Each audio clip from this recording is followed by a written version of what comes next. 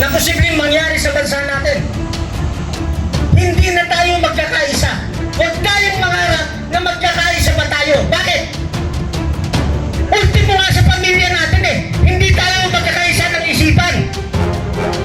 Sinasabihan tayo ng mga anak natin. Ano ka ba? Pagtatanda mo na sa kalsada ka pa, masagasaan ka dyan eh. Sa bahay ka na lang, matulog ka na lang. Tama, mali!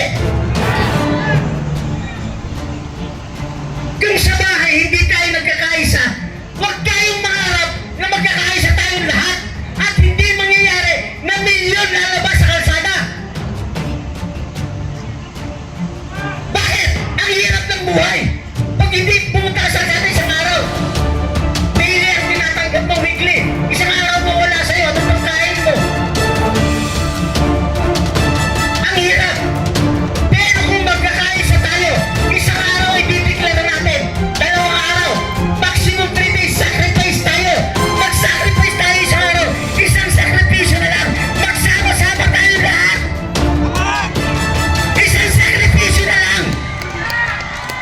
Yun lang ang gustong makita ng mga kapatid natin pulis at kapatid natin mga kasundaluhan.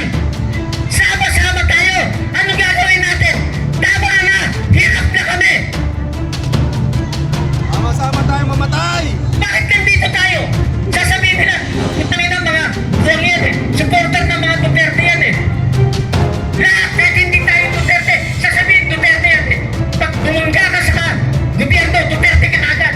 Pag may sinabi ka agad sa gobyerno, Duterte ka agad.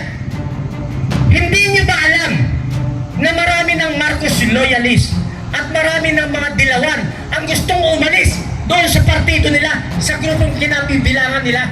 Gusto na nilang umalis. Kaya lang, wala silang mapuntahan dahil ayaw rin nila yung mga Duterte. Kaya ang isipan nila, dito na lang kami sa BBM, dito na lang kami sa dilawan. Hindi niyo ba naisip? May nag-iisip na isang ali. Sino yan? Hindi nila nahatak ang ginugulong nila ngayon, si Risa Hontivero. For how many years? For Diyos por Santo, Senator Risa, maliit ka pa lang, anti-Marcos ka. Bago mag-eleksyon, anti-Marcos ka. Nung nanalo si Marcos at nakikinabang kayo, hindi ka na anti-Marcos.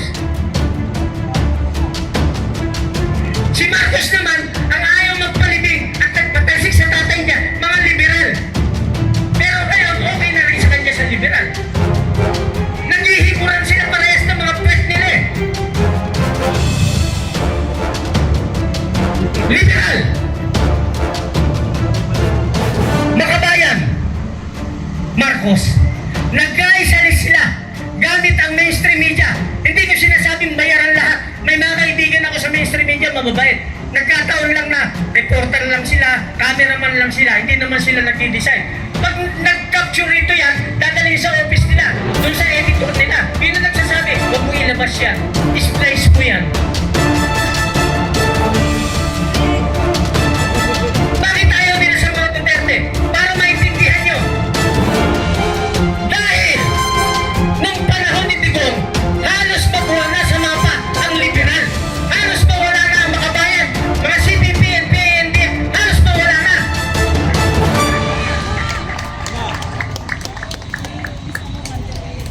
Kaya ayaw nilang may makaipong Duterte. Dahil baka mawala na talaga silang tuluyan sa Pilipinas. Yan ang totoo. Kaya nagkaisa sila. Their only vehicle para makarating sa 2028 election is Marcos. Kaya nakisakay sila ron. Ang protector naman ni Marcos laban sa mga Duterte para maprotektahan siya, gamit niya ngayon makabayan at liberal. Naintindihan niyo na po?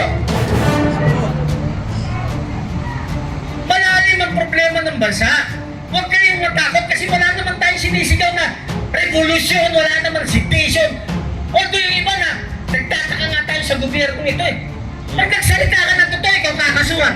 Putangin na yung mga nagsisinungaling nagnakaw. Wala nakasuhan hanggang ngayon. Tayo nagmamarcha dyan.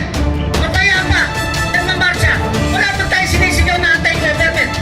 Nagmarcha. Makabayan. Ang laki-laki. CPP, NDF. Ano pa yung banner nila? Kung hindi nila ina-aresto. Harapan na. Bago magtapos, mga kapatid,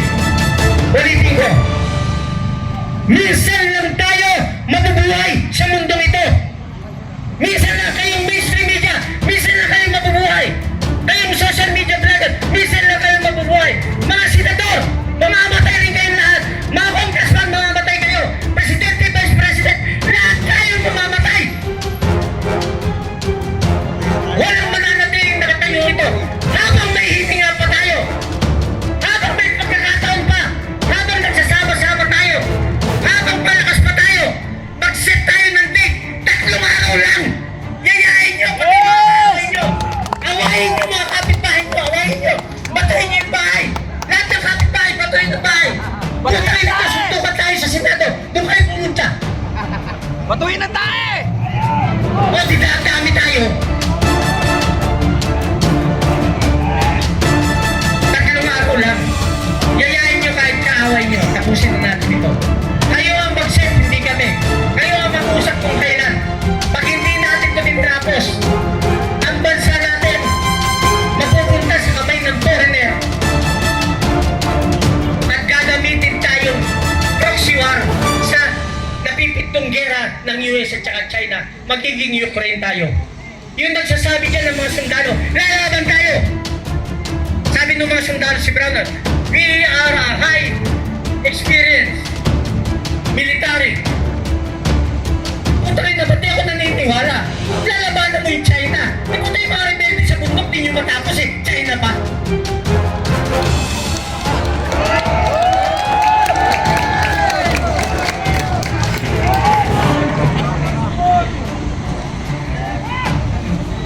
Sa mga kapatid natin pulis, pasensya na kayo, minsan nagkakaroon ng friksyon. Ginagampanan yung trabaho nyo, yung galit ng taong bayan nakikimkim. Gustong pakawalan. Nagagalit ang taong bayan, pagka mas kinakampihan nyo, yung makabayan, yung liberal, yung Marcos, kaysa sa mga nagsasabi ng totoo. Sinong di magagalit doon?